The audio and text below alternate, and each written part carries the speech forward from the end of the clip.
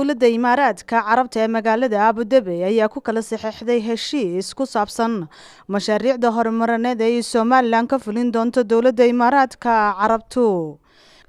mashaariicdaasi oo ay ka mid yihiin wadada marinka ganacsi ee isku xidhi doonta magaalo Marseeda Berbera iyo dalka Itoobiya iyo dhismaha madaarka cusub ay yeelan doonto xarunta gobolka Saaxil ee Berbera.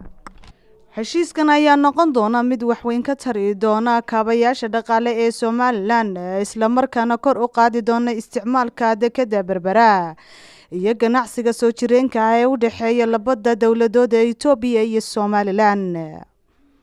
waxaana heshiiskan Somaliland u saxeexay wasiirka arrimaha dibadda Somaliland Dr. Saacad Cali Shire iyadoo ay goobjoog ahaayeen dhammaan wasiirada oo hawlo shaqo ku joogay maalmahan dalkaasi. Naciime Cabdiraxmaan Yuusuf, SABT TV Hargeysa.